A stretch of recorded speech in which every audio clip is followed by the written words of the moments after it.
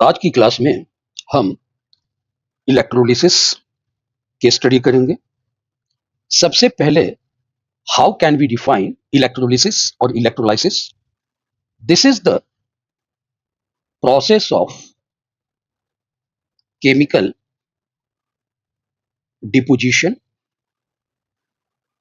और liberation of a substance at an electrode when electricity is passed through electrolytes। तो एक तरह से इलेक्ट्रोलिसिस डीकम्पोजिशन ऑफ इलेक्ट्रोलाइट्स है, लेकिन यहां पर डिपोजिशन या liberation of a substance is very important. इस लाइन को लिखना जरूरी है। The device in which electrolysis takes place is called electrolytic cell।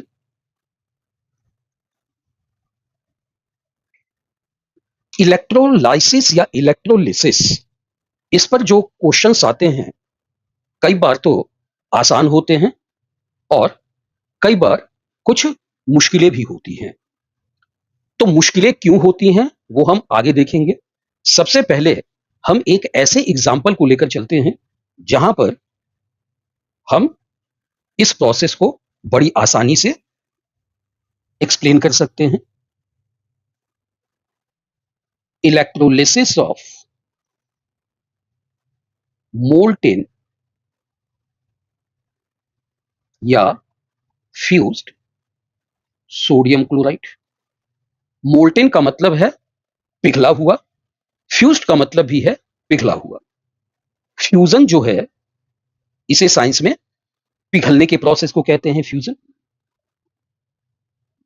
यानी कि यहां पर कोई भी एक्वस मीडियम नहीं है,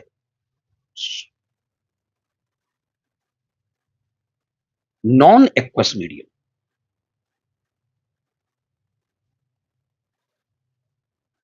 देखिए क्या होता है। ऑलरेडी हम जानते हैं कि इलेक्ट्रोलाइटिक सेल में एक वेसल होता है जिसके अंदर दो इलेक्ट्रोड्स होते हैं। लेफ्ट हैंड साइड वाले इलेक्ट्रोड को एनोड कहते हैं, राइट हैंड साइड वाले को कैथोड कहते हैं। ये दोनों इलेक्ट्रोड बैटरी से जुड़े होते हैं। लेफ्ट हैंड साइड प्लस, यानी कि एनोड इलेक्ट्रोलाइटिक सेल में प्लस होता है और कैथोड इलेक्ट्रोलाइटिक सेल में माइनस होता है। लेकिन यही साइन जस्ट रिवर्स होता है जब हम इलेक्ट्रोकेमिकल सेल को देखते हैं। तो वहां पर हमने देखा हुआ था कि एनोड माइनस है और कैथोड प्लस। चलो, यहां पर हमने लिया है सोडियम क्लोराइड, NaCl है। तो जब इसका फ्यूजन होगा तो सोडियम प्लस और क्लोराइड माइनस में टूटेगा इलेक्ट्रोलाइट। अब सोडियम केटायन कैथोड की तरफ जाएगा, क्योंकि कैथोड निगेटिवली चार्ज्ड है, तो केटायन इसी की तरफ खींचे चले जाएंगे। एनोड पॉजिटिवली चार्ज्ड है, तो अनायन इसके तरफ खींचे चले जाएंगे। तो अब हम लोग देखते हैं कि सेल रिएक्शन क्या हो रहा है। एनोड पर क्या होता है, ऑक्सीडेशन होती है। तो क्लोराइड आयन एनोड की तरफ गए। अब यहां पर इसने एक इलेक्ट्रॉन को रिलीज किया और हाफ क्लोरीन गैस बनी। बैलेंस करने के लिए हम लोग हाफ Cl2 लिख रहे हैं। एनोड पर ऑक्सीडेशन हुआ। एनोड की पहचान कैथोड की पहचान ऑक्सीडेशन और रिडक्शन से होती है, प्लस माइनस से नहीं होती है। ये मैं फिर बता रहा हूं। कैथोड पर केटायन पहुंचता है और वहां पर उसे इलेक्ट्रॉन मिलते हैं, जिसकी वजह से ये न्यूट्रलाइज होता है और उस इलेक्ट्रोड पर डिपोजिटेड हो जाता है। और क्लोरीन गैस है, तो इसके लिए हम शब्द लिबरेशन का इस्तेमाल करेंगे। हम कहेंगे कि during the electrolysis of molten और fused sodium chloride, chlorine gas is liberated at anode and sodium solid is deposited at cathode. अब अगर हम ओवरऑल सेल रिएक्शन की बात करें, तो यहां पर electron electron cancelled out, Na plus plus Cl minus giving rise to sodium solid plus chlorine gas. तो हमें लिखना होगा products at cathode sodium solid, at anode chlorine gas. तो जब नॉन एक्वस मीडियम होता है तो इलेक्ट्रोलिसिस के प्रोडक्ट्स को पता करने में किसी भी तरह की कोई परेशानी नहीं होती है। तो परेशानी होती है जब हम किसी मीडियम का इस्तेमाल करते हैं। तो चलिए देखते हैं electrolysis of aqueous sodium chloride. इसका मतलब क्या है? इसका मतलब है कि NaCl तो है ही, साथ में वाटर है। अभी अभी हम लोगों ने देखा कि इलेक्ट्रोलाइटिक सेल में एक तरफ एनोड है और एक तरफ कैथोड है। This is anode and this is cathode. अब यहां पर देखिए, इलेक्ट्रोलाइसिस होगी तो Na प्लस केटायन, तो इसको हम लोग ऐसा करते हैं, हम कैथोड की तरफ लिखते हैं। केटायंस Na प्लस या फिर वाटर भी कैथोड की तरफ जा सकता है, और उसी तरह से एनोड की तरफ क्लोराइड आयन जा सकते हैं या फिर वाटर जा सकता है।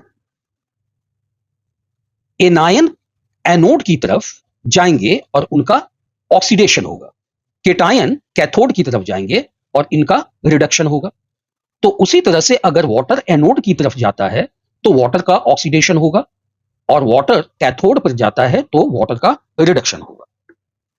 तो यहां पर हम लोग अब देखते हैं, सबसे पहले एट कैथोड।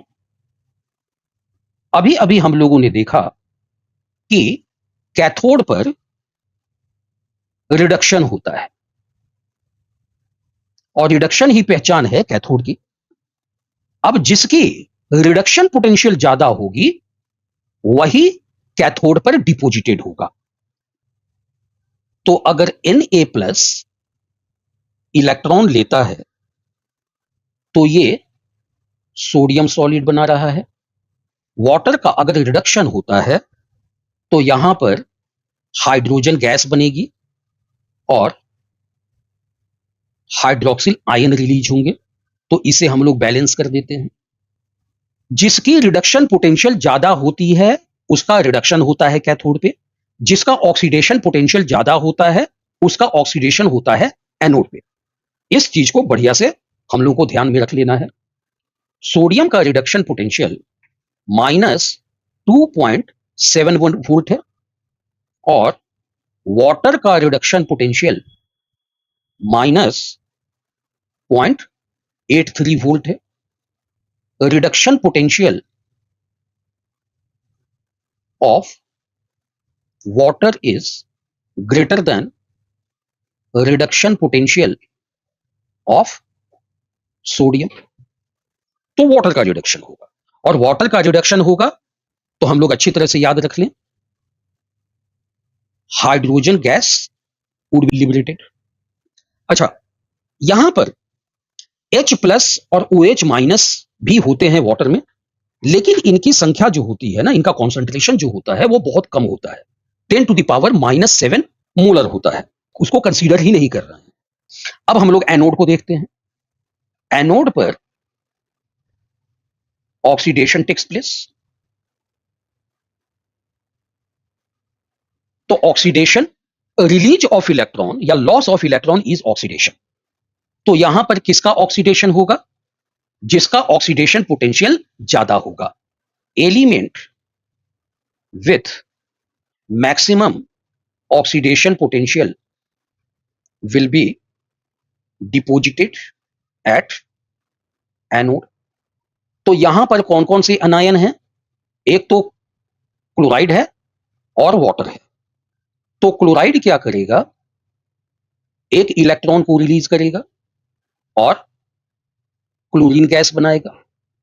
वाटर लिक्विड है, ये क्या करेगा? ये भी इलेक्ट्रॉन रिलीज करेगा, हाफ ऑक्सीजन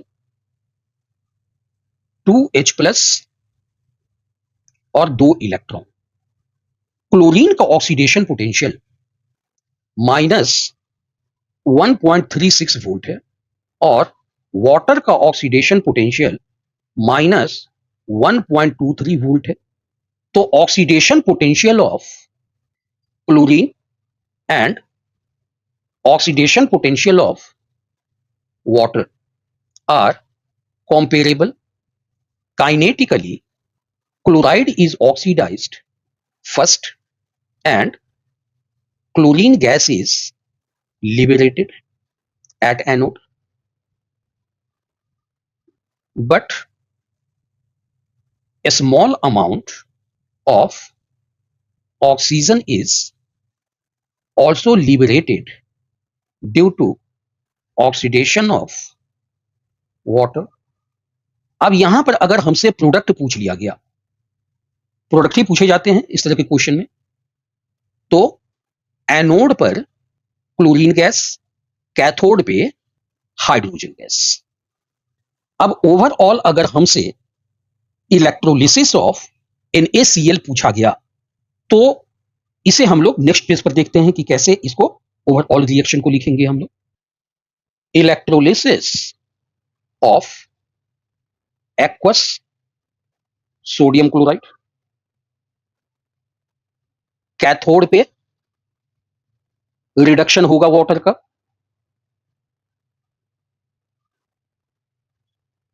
इलेक्ट्रॉन लेकर hydrogen gas plus 2 hydroxyl ion, anode पे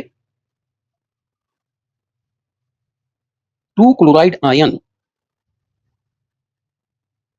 एक्वस, क्लोरीन गैस लिबरेटेड होगी और 2 इलेक्ट्रॉन बाहर निकलेंगे।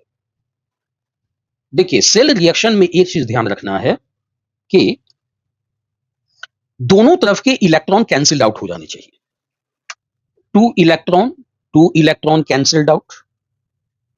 तो 2 क्लोराइड है तो जाहिर सी बात है कि सोडियम भी है, तो 2 NaCl एक्वस इलेक्ट्रोलिसिस हुई और 2 sodium cation, 2 hydroxyl अनायन, hydrogen gas और क्लोरीन गैस। तो यहां पर हम लोग 2H2O भी लिखेंगे।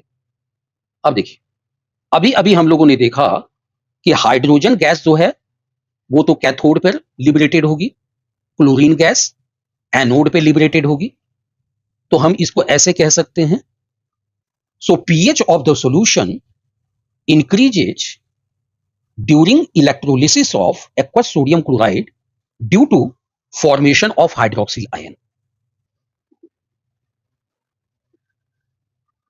अब यहां पर आपसे क्वेश्चन पूछा जा सकता है, तो अगर आप ध्यान दें तो हाइड्रोजन गैस जो है वो तो कैथोड पर लिबरेटेड हो ही रही है। अच्छा, ऑक्सीजन गैस का यहां अभी तक तो कुछ पता नहीं है, दूसरे स्टेटमेंट को देख लेते हैं, दूसरे ऑप्शंस को देख लेते हैं। तो क्लोरीन गैस एनोड पर लिबरेटेड हो रही है, this is also correct, and pH of the solution also increases, यानी कि हमारा second option is correct answer. यहां पर क्या पूछा जा रहा है, कौन सा स्टेटमेंट करेक्ट नहीं है।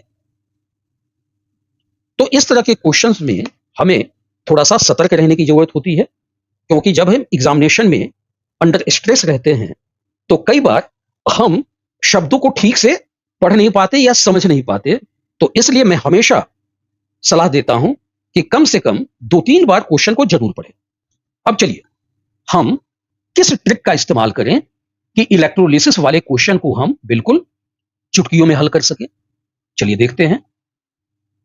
Electrolysis of aqueous solution of electrolyte. देखिए, एक तरफ हम लोग कैथोड को देखेंगे और दूसरी तरफ एनोड को। एट कैथोड रिडक्शन होना है, तो जिसका रिडक्शन पोटेंशियल ज्यादा होगा उसका रिडक्शन होगा। ग्रुप 1 के केटायन, ग्रुप 2 के केटायन और एल्युमिनियम केटायन, इनका रिडक्शन पोटेंशियल कम होता है वाटर से। वाटर अंडरगोज रिडक्शन, जिसकी वजह से hydrogen gas is liberated. D and P block elements, उनके केटायंस जैसे सिल्वर है, निकल है, कोबाल्ट है, आयरन है, स्टेनस है, लेड है ना, कॉपर है, एटसेट्रा। तो इनका रिडक्शन पोटेंशियल वाटर से ज्यादा होता है। Hence metal gets deposited at cathode. तो कैथोड पर जो कॉरस्पॉन्डिंग मेटल है उनका डिपोजिशन हो जाएगा। चलिए अब जरा एनोड की बात कर लेते हैं। एनोड पर oxidation will take place. Element with high oxidation potential gets oxidised. Halide, चाहे क्लोराइड हो, ब्रोमाइड हो, आयोडाइड हो, इनका oxidation potential greater than water. Hence halogen या तो क्लोरीन है या ब्रोमीन है या आयोडीन है, oxidised at anode.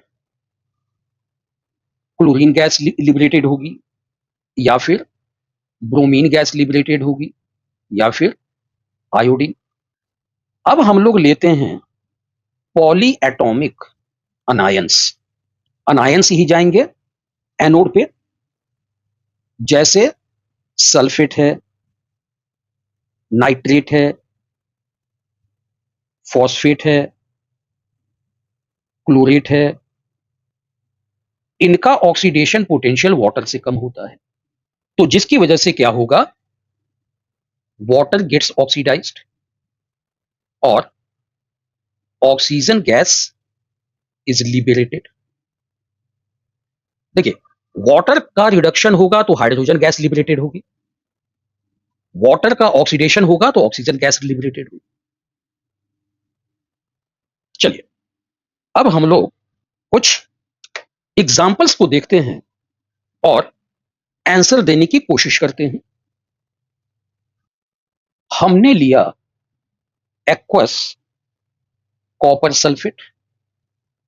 Copper cathode पे जाएगा, कैथोड पे रिडक्शन होना है, तो ये डी ब्लॉक का है, तो इसका रिडक्शन पोटेंशियल वाटर से ज्यादा है, तो कॉपर डिपोजिटेड होगा।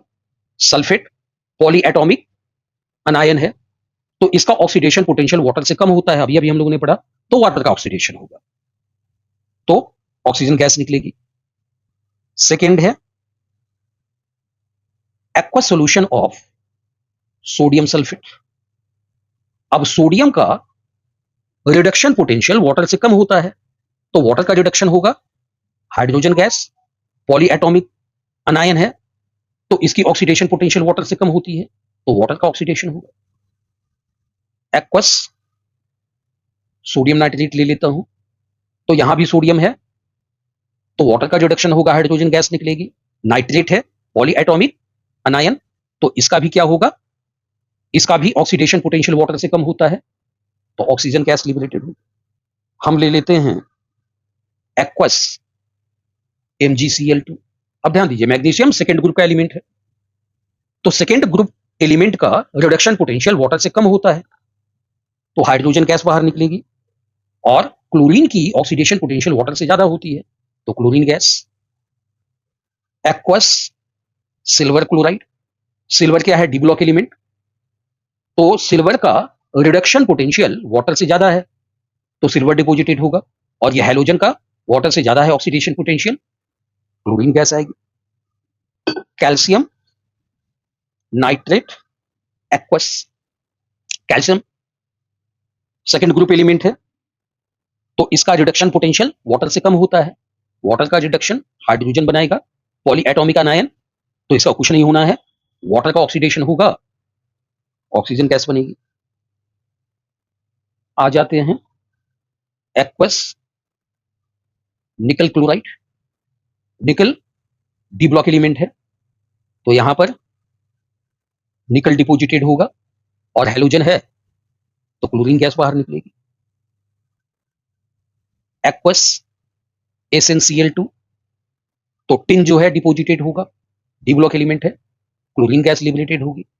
अब लेते हैं हम लोग एक्वस कैल्शियम क्लोराइड, कैल्शियम है, सेकेंड ग्रुप एलिमेंट है, तो इसका कुछ नहीं होना है, इसका रिडक्शन नहीं होगा, वाटर का रिडक्शन होगा, हाइड्रोजन गैस बनेगी, और क्लोरीन तो लिबरेटेड होगी। एक्वस AlCl3, तो ये क्या है, एल्युमिनियम है, एल्युमिनियम का रिडक्शन पोटेंशियल वाटर से कम होता है, तो वाटर रिडक्शन होगा, और हाइड्रोजन गैस निकलेगी, और क्लोरीन गैस तो लिबरेटेड होगी। ये सारे मैंने एक्वस लिए हैं। अब ध्यान दीजिएगा, कहीं मोल्टेन हो, जैसे कि मैं एक एग्जांपल ले लेता हूं, मोल्टेन MgCl2, तो कैथोड पर तो मैग्नीशियम ही जाएगा, और एनोड पर क्लोरीन गैस जाएगी। मोल्टेन कैल्शियम क्लोराइड, तो यहां वाटर है ही नहीं, कहीं कोई कंपटीशन नहीं है।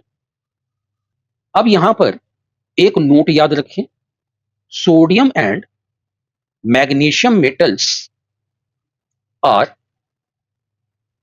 obtained by electrolysis of fused NaCl and fused MgCl2 respectively.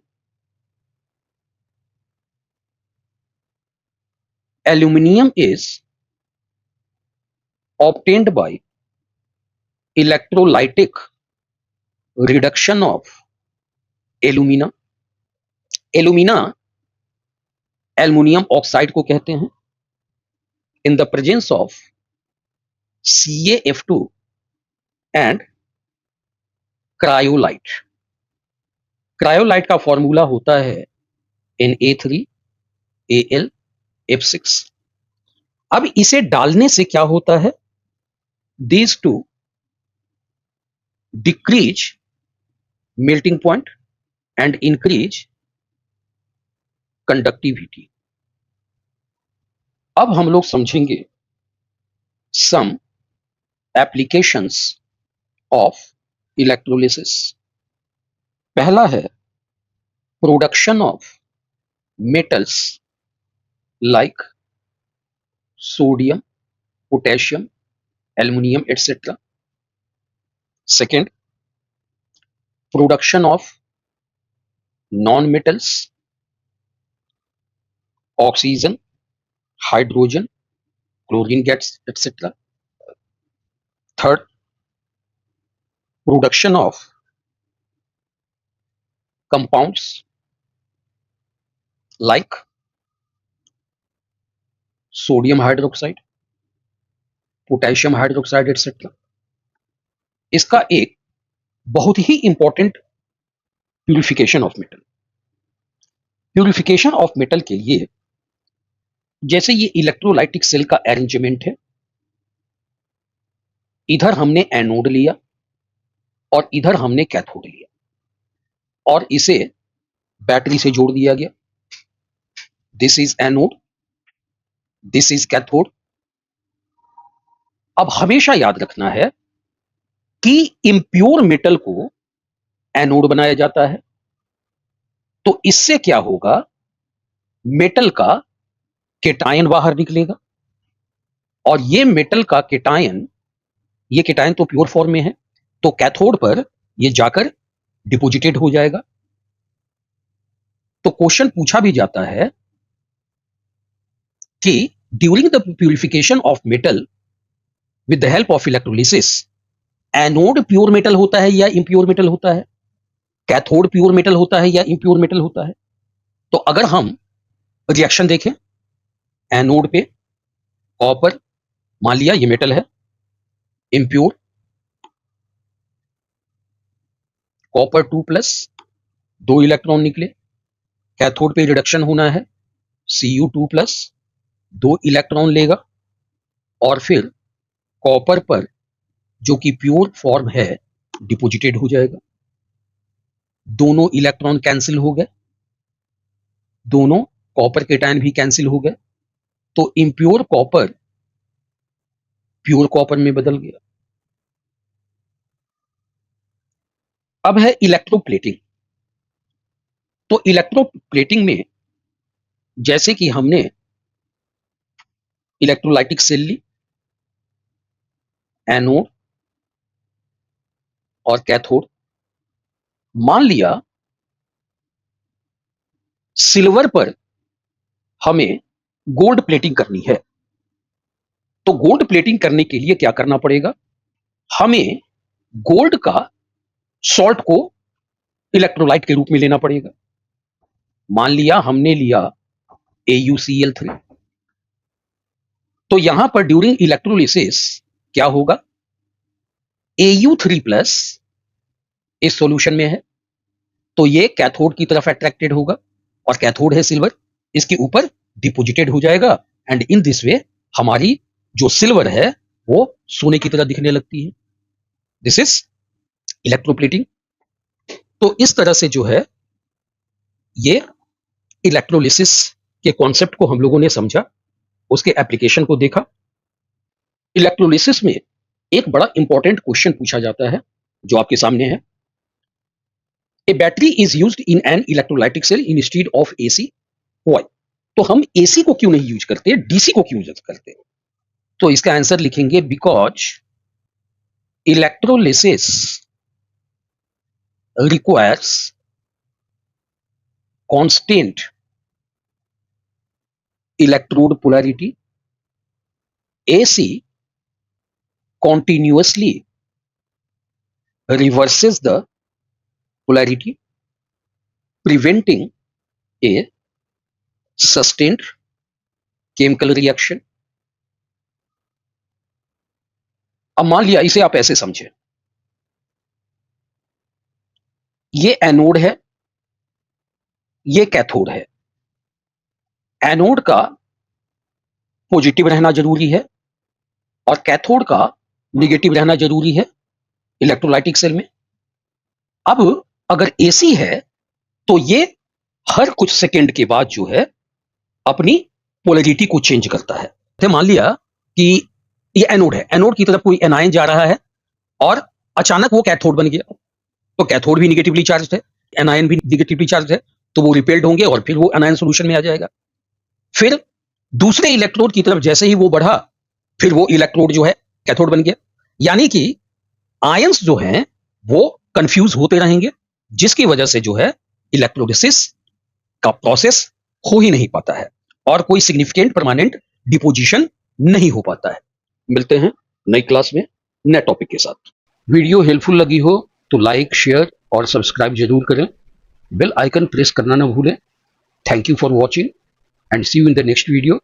Happy learning.